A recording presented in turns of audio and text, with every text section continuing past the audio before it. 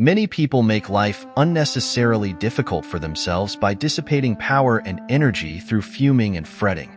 Do you ever fume and fret? Here is a picture of yourself if you do. The word fume means to boil up, to blow off, to emit vapor, to be agitated, to be distraught, to seethe. The word fret is equally descriptive. It is reminiscent of a sick child in the night, a petulant half-cry, half-whine. It ceases, only to begin again. It has an irritating, annoying, penetrating quality. To fret is a childish term, but it describes the emotional reaction of many adults. The Bible advises us to fret not thyself, Psalm 37 verse 1. This is sound advice for the people of our time. We need to stop fuming and fretting and get peaceful if we are to have power to live effectively. And how do we go about doing so? A first step is to reduce your pace, or at least the tempo of your pace. We do not realize how accelerated the rate of our lives has become, or the speed at which we are driving ourselves. Many people are destroying their physical bodies by this pace. But what is even more tragic? They are tearing their minds and souls to shreds. Well, it is possible for a person to live a quiet existence physically and yet maintain a high tempo emotionally. Even an invalid can live at too high a pace from that standpoint. The character of our thoughts determines pace. When the mind goes rushing on pell-mell from one feverish attitude to another, it becomes feverish, and the result is a state bordering on petulance. The pace of modern life must be reduced if we are not to suffer profoundly from its debilitating overstimulation and superexcitement. This overstimulation produces toxic poisons in the body and creates emotional illness. It produces fatigue and a sense of frustration, so that we fume and fret about everything from our personal troubles to the state of the nation and the world. If the effect of this emotional disquiet is so pronounced physically, what must its effect be on that deep inner essence of the personality known as the soul? It is impossible to have peace of soul if the pace is so feverishly accelerated. God won't go that fast. He will not endeavor to keep up with you. He says in effect, "Go ahead if you must with this foolish pace, and when you are worn out, I will offer my healing. But I can make your life so rich if you will slow down now and live and move and have your being in me." God moves imperturbably, slowly, and with perfect organization. The only wise rate which to live is God's rate. God gets things done and are done right, and he does them without hurry. He neither fumes nor frets. He is peaceful and therefore efficient. This same peace is offered to us. "Peace I leave with you. My peace I give unto you." John 14 verse 27. In a sense, this is a pathetic generation, especially in the great cities because of the effect of nervous tension, synthetic excitement, and noise. But the malady extends into the country districts also, for the airwaves transmit. I was amused by an old lady who, in talking about this matter, said, "Life is so daily." That remark certainly spoke volumes about the pressure, responsibilities, and tension of daily life. Its persistent, insistent demand upon us is provocative of pressure. One wonders whether this generation of Americans is not so accustomed to tension that many are in the unhappy state of not being comfortable without it. The deep quietness of woods and valleys, so well known to our forefathers, is an unaccustomed state to them. The tempo of their lives is such that in many instances they have an incapacity to draw upon the sources of peace and quietness which the physical world offers. One summer afternoon, my wife and I went for a long walk in the woods. We were stopping at the beautiful Mohonk Mountain House, which is set in one of the finest natural parks in America, 7,500 acres of virgin mountainside in the middle of which is a lake lying like a gem in the forest. The word Mohonk means lake in the sky. Eons ago, some giant upheaval of the earth cast up these sheer cliffs. You come out of the deep woods onto some noble promontory and rest your eyes on great valleys set among hills, rock-ribbed and ancient as the sun. These woods, mountains, and valleys constitute what ought to be a sure retreat from every confusion of this world. On this afternoon, as we walked, there was a mixture of summer showers and sunlit hours. We were drenched and started to fret about it a bit because it took the out of our clothes. Then we told each other that it doesn't hurt a human being to get drenched with clean rainwater, that the rain feels cool and fresh on one's face, and that you can always sit in the sun and dry yourself out. We walked under the trees and talked and then fell silent. We were listening deeply to the quietness. In a strict sense, the woods are never still. There is tremendous activity always in process, but nature makes no strident noises regardless of the vastness of its operation. Nature's sounds are quiet, harmonious. On this beautiful afternoon, nature was laying its hand of healing quietness upon us, and we could actually feel the tension being drawn off. Just as we were falling under this spell, the faint sounds of what passes for music came to us. It was nervous, high-strung music of the jitterbug variety. Presently through the woods came 3 young people, 2 young women and a young man, and the latter was lugging a portable radio. They were 3 young city people out for a walk in the woods, and tragically enough were bringing their noise along with them. They were nice young folk, too, for they stopped and we had a pleasant talk with them. It occurred to me to ask them to turn that thing off and listen to the music of the woods, but I didn't feel it was business to instruct them, and finally they went on their way. We commented on the loss they were incurring that could pass through this peacefulness and not give ear to the music that is as old as the world, harmony and melody the like of which man has never equaled. The song of the wind through the trees, the sweet notes of birds singing their hearts out, the whole background of the music of the spheres. This is still to be found in America in our woods and great plains, in our valleys, in our mountain majesties, and where the ocean foams on soft shores of sand. We should avail ourselves of its healing. Remember the words of Jesus, "Come ye yourselves apart into a desert place, and rest a while," Mark 6 verse 31. Even as I write these words and give you this good advice, I recall instances where it has been necessary to remind myself to practice the same truth, which emphasizes that we must everlastingly discipline ourselves to quietness if we expect its benefits in our lives. One autumn day, Mrs. Peale and I took a trip into Massachusetts to see our son John at Deerfield Academy. We told him we would arrive at 11 a.m., and we pride ourselves on the good old American custom of promptness. Therefore, being a bit behind schedule, we were driving at breakneck speed through the autumnal landscape. My wife, Norman, "Did you see that radiant hillside?" "What hillside?" I asked. "It just went by on the other side," she explained. "Look at that beautiful tree." "What tree?" I was already a mile past it. "This is one of the most glorious days I have ever seen," my wife said. "How could you possibly imagine such amazing colors as these New England hillsides in October? In fact," she said, "it makes me happy inside." That remark of hers so impressed me that stopped the car and went back a quarter of a mile to a lake backed by towering hills dressed in autumn colors. We sat and looked and meditated. God, with his genius and skill, had painted that scene in the varied colors which he alone can mix. In the still waters of the lake lay a reflected vision of his glory, for the hillside was unforgettably pictured in that mirror-like pond. For quite a while we sat without a word until finally my wife broke the silence by the only appropriate statement that one could make: "He leadeth me beside the still waters." Psalm 23 verse 2. We arrived at Deerfield at 11, but we were not tired. In fact, we were deeply refreshed. To help reduce this tension which seems to dominate our people everywhere, you can start by reducing your own pace. To do that, you will need to slow down, quiet down. Do not fume. Do not fret. Practice being peaceful. Practice the peace of God, which passeth all understanding. Philippians 4 verse 7. Then note the quiet power sense that wells up within you. A friend of mine who was compelled to take an enforced rest as a result of pressure wrote me, "Many lessons have been learned during this enforced retreat. Now I know better than before that in the quiet, we become aware of his presence. Life can get muddled, but muddied water, says Lao Tzu, let's stand, will become clear." A physician gave some rather whimsical advice to a patient, an aggressive, go-getter type of businessman. Excitedly, he told the doctor what an enormous amount of work he had to do, and that he had to get it done right away quick or else.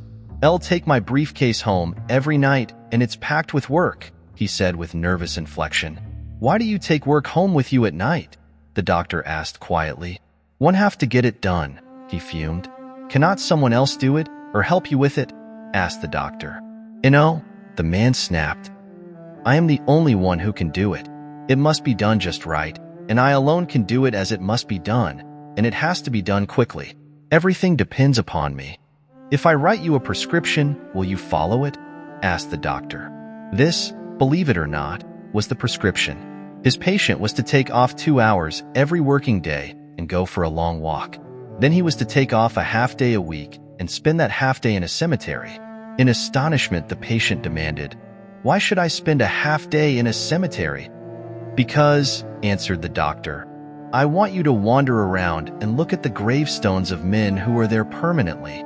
I want you to meditate on the fact that many of them are there because they thought, even as you do, that the whole world rested on their shoulders. Meditate on the solemn fact that when you get there permanently, the world will go on just the same and, as important as you are, others will be able to do the work you are now doing. I suggest that you sit on one of those tombstones and repeat this statement 1,000 years. In thy sight are but as yesterday when it is past. Watch in the night." Psalm 90 verse 4. The patient got the idea. He slowed his pace. He learned to delegate authority. He achieved a proper of his importance. He stopped fuming and fretting. He got peaceful. And, it might be added, he does work. He is developing a more competent organization, and he admits that his business is in better condition. A prominent manufacturer was afflicted with tension. In fact, he was in a very high-strung frame of mind, as he himself described it. He leapt out of bed every morning and immediately got himself into high gear. He was in such a rush and dither that he made his breakfast CM soft-boiled eggs because they slid down fast. This hectic pace left him tired and worn at about midday. He sank into bed every night exhausted. It so happens that his home is situated in a grove of trees. Very early one morning, unable to sleep, he arose and sat by the window. He became interested in watching a bird emerge from his night's sleep. He noticed that a bird sleeps with his head under his wing, the feathers pulled all around himself. When the bird awakened, he pulled his bill out from under his feathers, took a sleepy look around, stretched one leg to its full length, meanwhile stretching the wing over the leg until it spread out like a fan. He pulled the leg and wing back, and then repeated the same process with the other leg and wing. Whereupon he put his head down in his feathers again for a delicious little cat nap, only in this case a bird nap. Then the head came out again. This time the bird looked around eagerly, threw his head back, gave his wings and legs 2 more big stretches.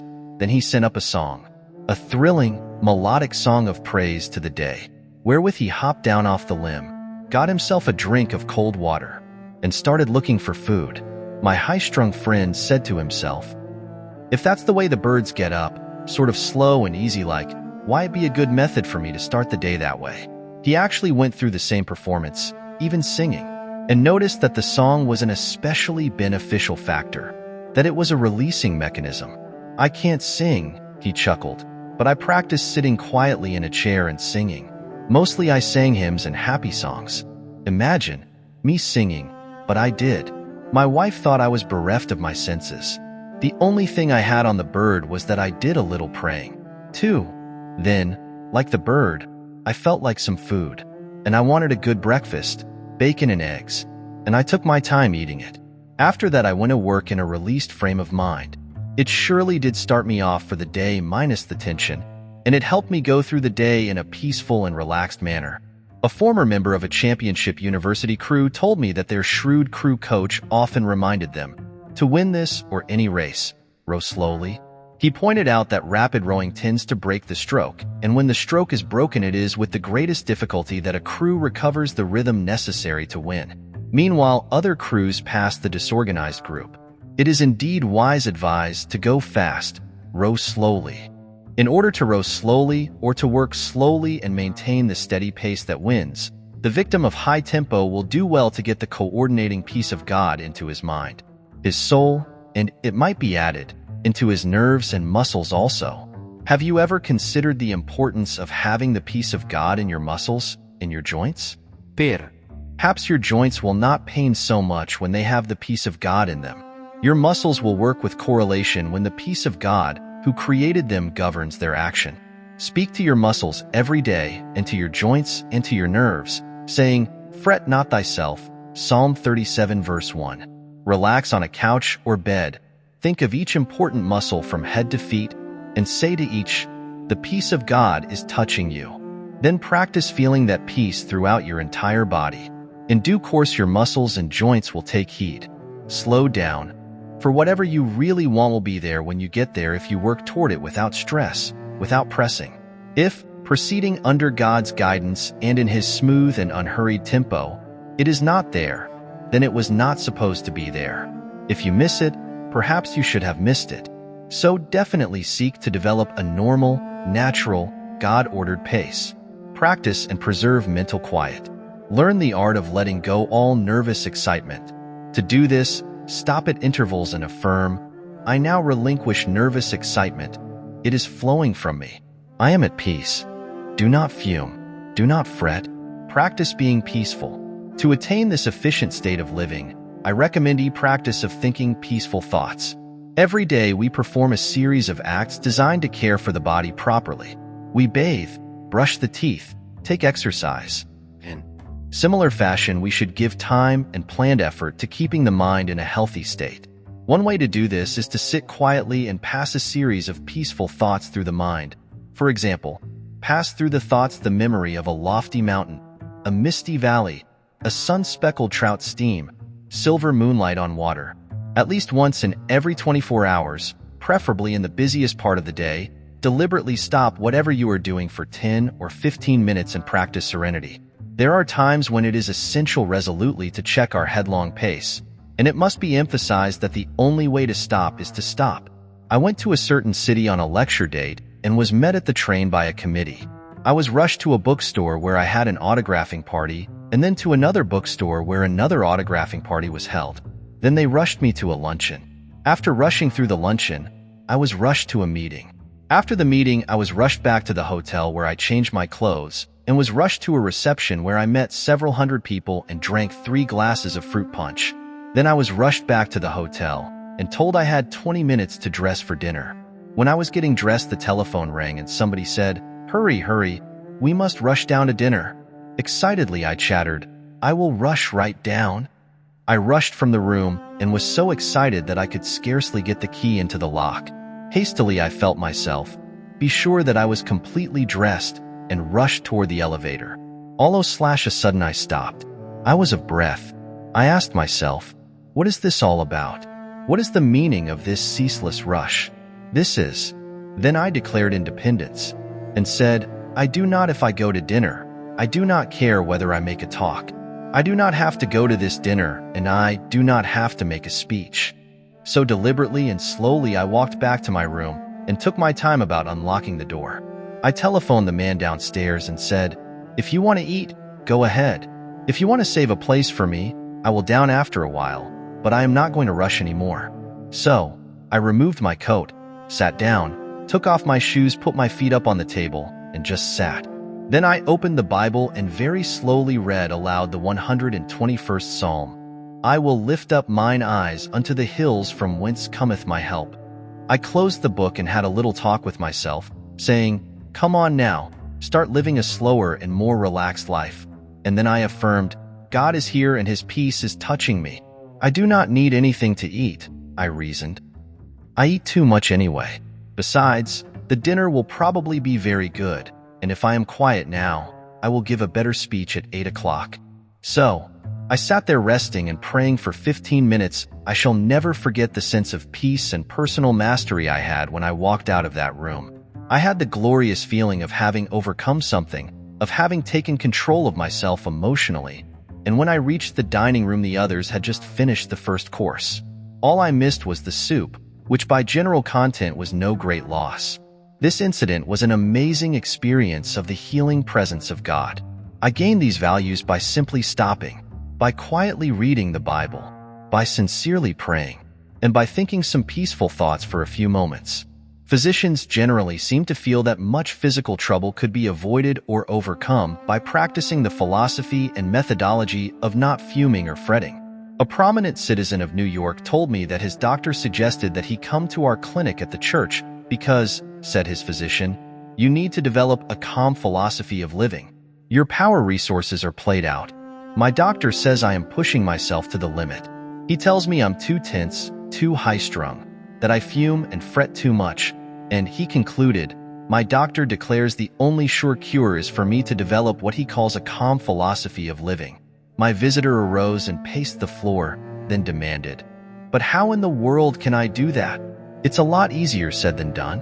Then this excited gentleman went on to say that his doctor had given him certain suggestions for developing this calm philosophy of living. The suggestions as outlined were indeed wise. "But then," he explained, "the doctor suggested that I see you people here at the church, for he feels that if I learn to use religious faith in a practical manner, it will give me peace of mind and bring down my blood pressure. Then I will feel better physically."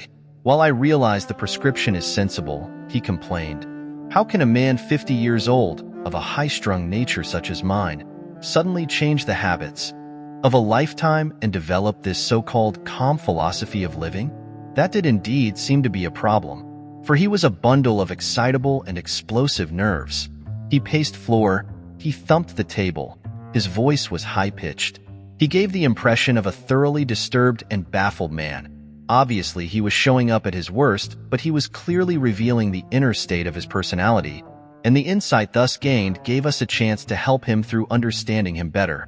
As I listened to his words and observed his attitude, I again understood why Jesus Christ retains his remarkable hold on men. It is because he has the answer to such problems as this, and I proved that fact by suddenly changing the line of the conversation. Without any introductory words, I began to recite certain Bible texts, such as, "Come unto me, all ye that labor and are heavy laden, and I will give you rest," Matthew 11 verse 28, and again, "Peace I leave with you, my peace I give unto you. Not as the world giveth, give I unto you. Let not your heart be troubled, neither let it be afraid," John 14 verse 27, and still again, "Thou wilt keep him in perfect peace, whose mind is stayed on thee," Isaiah 26 verse 3. I recited these words slowly, deliberately, reflectively. As this reciting went on, I noticed that my visitor stopped being agitated. Quietness came over him, and then we both sat in silence. It seemed that we sat so for several minutes. Perhaps it wasn't that long, but finally he took a deep breath. "Why, that's funny," he said. "I feel a lot better. Isn't that queer? I guess it was those words that did it."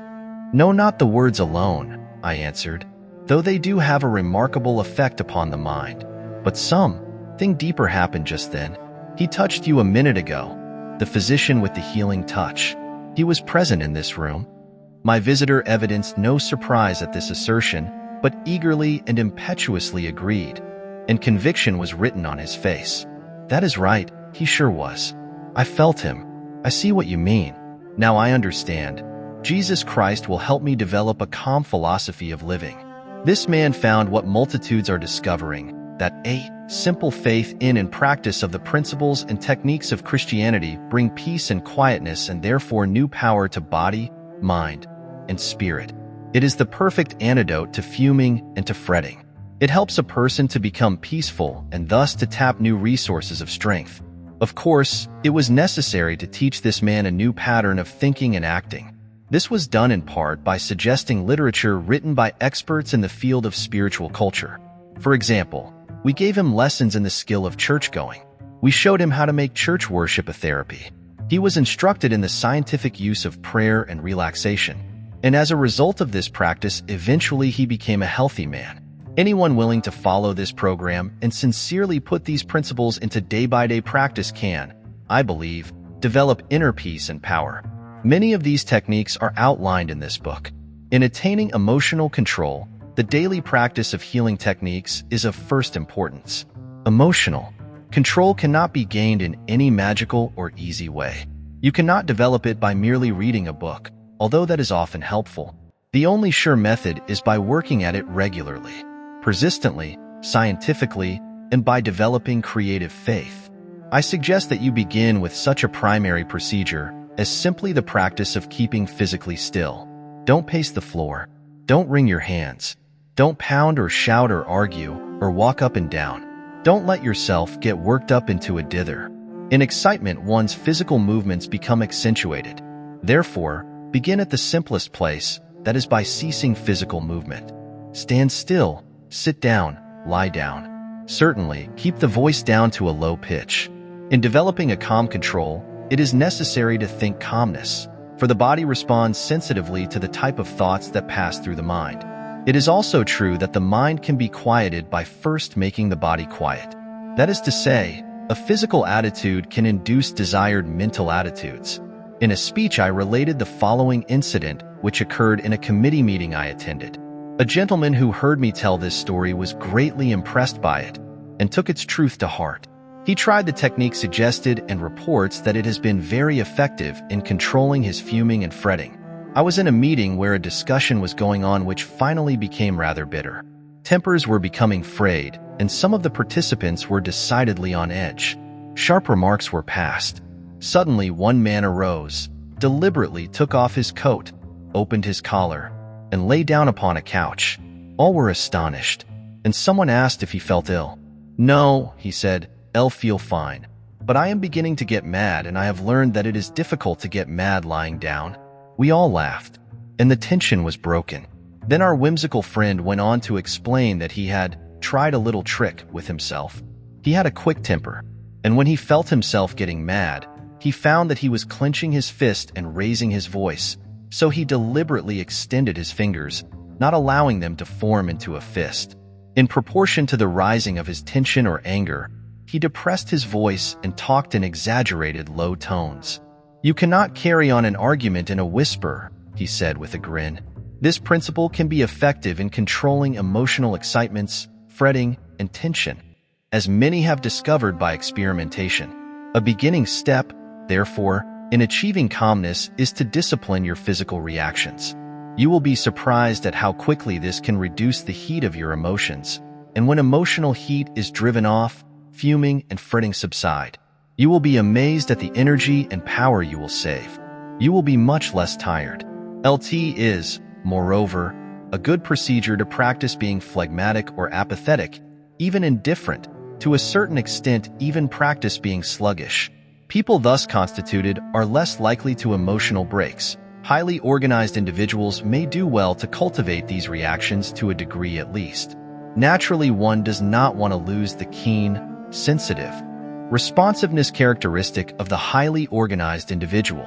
But the practice of being phlegmatic tends to bring such a keyed-up personality to a balanced emotional position.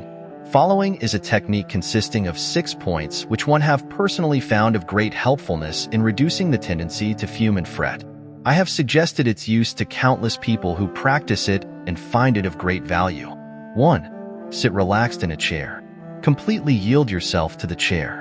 Starting with your toes and proceeding to the top of your head, conceive of every portion of the body as relaxing. Affirm relaxation by saying, "My toes are relaxed, my fingers, my facial muscles." 2. Think of your mind as the surface of a lake in a storm, tossed by waves and in tumult. But now the waves subside, and the surface of the lake is placid and unruffled. 3. Spend 2 or 3 minutes thinking of the most beautiful and peaceful scenes you have ever beheld, as, for example, a mountain at sunset, or a deep valley filled with the hush of early morning, or a wood at noonday, or moonlight upon rippling waters. In memory, relive these scenes. 4. Repeat slowly, quietly, bringing out the melody in each, a series of words which express quietness and peace, as, for example, A. Tranquility. Say it very deliberately and in a tranquil manner. B. Serenity. C. Quietness. Think of other such words and repeat them. 5.